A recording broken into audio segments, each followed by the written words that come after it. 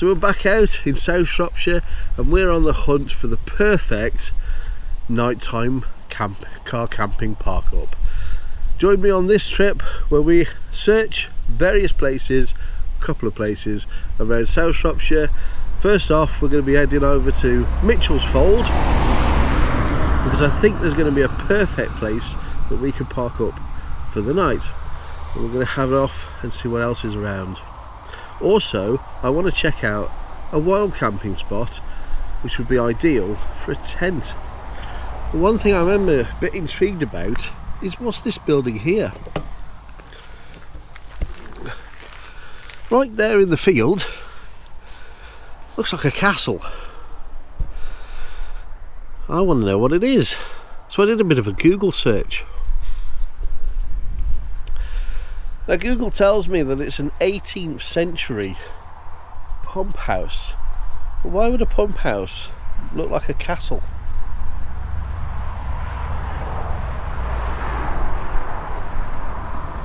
Don't know. What were they pumping? Who knows?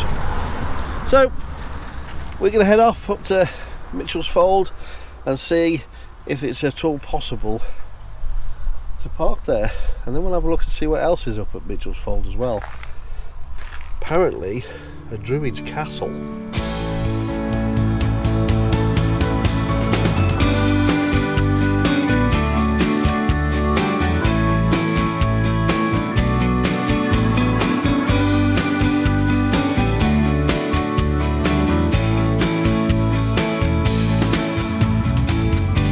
Okay, so I think we found the area, but the place is quite different to what I thought it was going to be. It's quite a rough, bouncy country track, but it does lead to a car park belonging to English Heritage. So if you're willing to take a few potholes, have a look at this.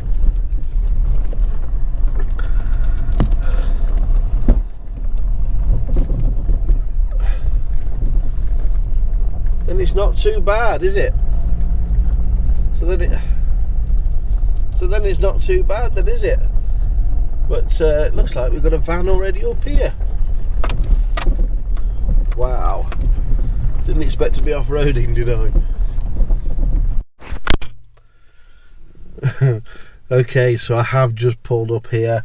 It's a huge amount of space parking here, but look at this for a view.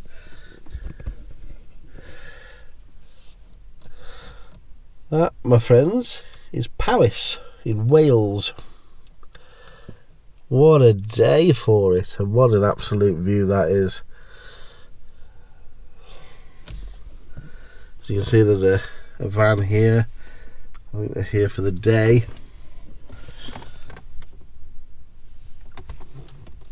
And the good thing is, I've not seen any signs that say no camping, no overnight parking, nothing. So my guess is this could be a possibility for a wild camp or a car camp. Okay, so we have arrived, and what a place this is. Wow, freaking amazing, right? It would be rude not to go for a little walk, so we are going to walk. There are no signs to say you can't park here overnight, so that's great, but there is a bit of a cattle grid. Can't drive over there apparently, so we're going to head up the path. But this road here apparently leads to the Druid's Castle, which is a bed and breakfast. So I don't know whether they'll be any bother. I don't think they will do. We're going to head up over here and see what's up here, because I think, if I'm right, this is Mitchell's Fold. And Mitchell's Fold has a Bronze Age stone circle. Let's go and see if we can find it. And if you know me, as the old druid rambler as I was, being a druid, I like stone circles. What a coincidence, hey? So let's go on then. I was right. Mitchell's Fold stone circle. So we're gonna a 3,000 year Bronze Age stone circle here. Wow, what a beautiful thing. I can count 1, 2, 3, 6, 7, 8, 9, 13 stones at the moment.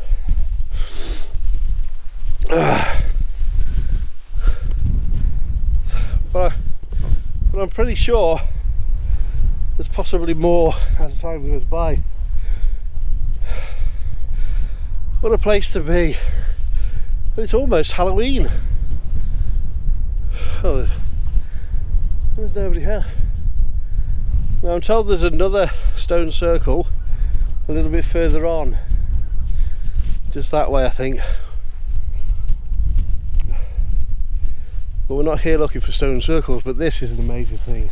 We're going to go over to the biggest rock, and I hope, those of you that watch Outlander, I hope this doesn't happen to me, where I touch the stone and end up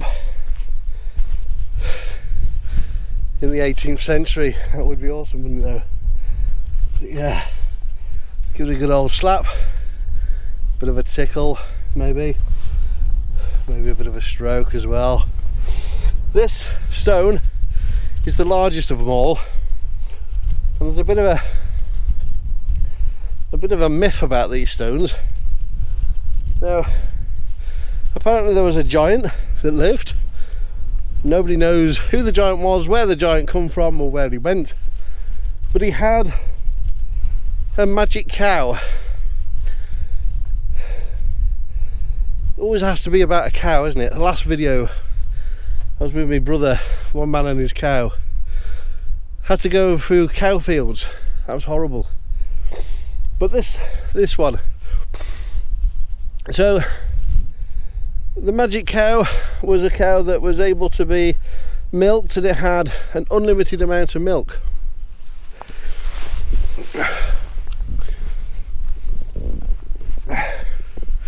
And then one day, an evil witch, if you'd like to call them that, found out about this cow, stole it, and milked it with a kitchen sieve. Take from that what you will. It is I guess a Shropshire folklore myth. I don't know how you would milk a cow with a sieve, but she did, and apparently she milked this cow so much that it became what was known as the done cow. It was done, no more. It would not produce more milk. So these circles were apparently erected to imprison this evil witch, who apparently resides in this rock. She was turned to stone, and this is her prison. Now, well, what you make of that is up to you. I don't know whether it's true or not. I've not been around 3,000 years, but as a druid and a lover of stone circles, there's a great feeling here. It really is. So that's possible park up number 1, I guess. We'll have to come back. We'll do a night camp here. Maybe we'll do a night vigil here at the stones, and see if anything spooky happens. Maybe a UFO will come and land and take us away to another land, maybe. Okay, so this is the car park, and as you can see, plenty of room. So you can park up long ways, or lengthways like this one. We've parked on Catty Angle. As you can see, it's quite a bit of a space here, and that's the lane we came up and down. So I think as long as you're not blocking the cattle grid, which takes us to the bed and breakfast here, you should be alright parking here. Seems quite level, quite flat. So yeah, what a great place. On to the next one, Mostyn. Look at that. It's another castle type pump house. Now this one's called Ladywell. It's an 18th century pump house again. I've no idea what they're for. If anybody knows anything about it, Google doesn't seem to say what it was used for. It's just, it exists, it's just here. 18th century, why would they make them look like castles? Or parts of a castle. Now we've just come from over that way, and there's a pump house there, so this is pretty much in line with that pump house down that way. I wonder if the two are actually connected. Is it designed to pump water up the hill or pump water down the hill? Is it to remove water from the marshes? I don't know. Anyway, if you do know, answer in the comments, and I'll have a read of them and we'll see what this is all about. Okay, so before we get on to the next place that we're going to be looking at for a nighttime camping, we're going to have a look at a possible wild camping spot for tents. I'm here in a woodland, South Shropshire. As you can see, it's a woodland. Beautiful little pine little forest, and I'd like to say thank you to NightCat. NightCat is a company that has very kindly sent me this 2 to 3 person tent. And the reason why they've sent it to me is because I'm actually on the lookout for a new tent. I got rid of the old Coleman, and I need something different, something new, and I was hoping to get a dome tent, and what I have got is a dome tent. So let's have a look at what we've got. A dome tent, it's made by NightCat, as you can blatantly see on the front of the tent. It's a lovely khaki colour, and it does come in green as well. So we have 3 carbon fibre poles which are on the inside, and I'll show you a little clip of that right now, because we did that when we were putting it up, and it fits into quite nicely the metal clasps at the bottom. It's a freestander, but it does come with pegs, and I'll show you the pegs right now. As you can see, they're not very robust, so they're not something that I personally would use, but they are something that would get you by on a weekend. But it's a good size footprint for a tent. So whereas this is a 2 to 3 person tent, it could be used for 1 person, and if it is a 1 person tent, it's quite a mansion. All that comes at a cost though, and that's the weight. You're looking at 3.5 kilograms just in weight. So you can easily split that between 3 people. It's a kilogram each. So let's have a look on the inside. The zips, as you can see in this little shot here, they're not YKK, but they are good, easy run, easy slip zips on the inner and also on the outer. If I'd have bought my walking poles or my basher poles, I could have easily have done this. Put the pole here, there, and poled it up, and if you look underneath, gives myself an amazing porch. All the seams are sealed and taped, so you don't have to seal this tent like most others, or some others. And it's good for waterproofing of around about 3000 PU, so not too bad. And I believe this is also a 190T. I don't actually know what that means, but it's there on the description of the tent. The door of this tent is massive, so big that I could probably get a whole family of 5 in here and not worry about it. But look at the space that I've got. Whoa, how's that?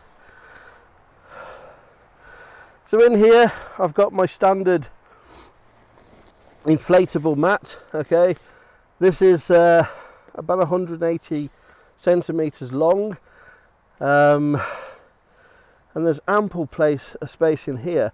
For one person, lots of space. Great space for 2 people, and as I said, if you wanted to have 3, then I would say that third person is going to be a child. It comes with these great little pockets, excellent for me because I wear glasses. I can put the glasses there at night, and the other cool thing is I can sit in it. I've got ample height, and one of the other cool things, it also has a lamp hook as well. So awesome tent. And this bathtub, as they call it, okay, is really good quality. It's quite thick. Doesn't feel like there's going to be anything that's going to penetrate, like stones or sticks. So not really a need for an extra ground sheet. So as sitting in the tent, I'm laying back a bit. This is my view. How awesome is that? And what I like about this as well is, even though I can have the extra porch, there's also this overhang for the vestibule, which means boots, cooking, all that sort of stuff is you know, easily obtainable. So if I was here with my little cook thing, I'd have it out here. There's plenty of room, plenty of ventilation. I'm still out of the way from the elements as well. There's even little vents here which open up on the outside as well and pop open. Okay, so my thoughts about this tent. What do I think? Price wise, it's a fantastic tent. This is about £95 on Amazon or direct from NightCat themselves. So absolute bargain of a tent, and it's in there with all the other great brands out there. The quality, the mesh is absolutely fantastic. It's certainly going to be stopping mosquitoes and flies. The outer, good quality, it really is. It feels a lot thicker than some of the other tents around that same price margin as well, again with the bottom bathtub as well, and it's quite a high bathtub as well. So all in all, I really like it. There are a couple of things that I would certainly change. Now, carbon fibre is great, but over time carbon fibre has a habit of splitting and breaking. The good news is the warranty on this is about 12 months. Any problems with this tent, contact NightCat, and they will replace any part that you require. You could make it into aluminum or aluminium for those British guys, as I'm British, so it should have been aluminium. It could have had aluminium poles, make it a little bit lighter, but really I don't think it really needs it. I think the biggest thing on this tent is the tent pegs. The tent pegs are flimsy, they're very cheap, and I think for around about £20, I think you can get some fantastic V-shape tent pegs that would actually do a better job than them. But other than that, everything is fine. So I want to say a quick thank you very much to NightCat for sending me this tent for review, for testing. It is a fantastic product. As I say, if you guys are interested in this tent or any of the other products that NightCat have to offer, have a look at their website. Details are in the description. So for now, let's get on and have a look at the next park up and see if it's a possible place for a wild camp. So just behind me is the Stiper Stones, and where I've managed to get, look at this, a little lay-by park up. Possible good little spot for a car camp. Now, cars parked there. I'm not parking here for the night though, because we're on a scout mission, but we're here, and what a place. Now, there does seem to be a footpath here. Excuse my hair, I just done that tent review.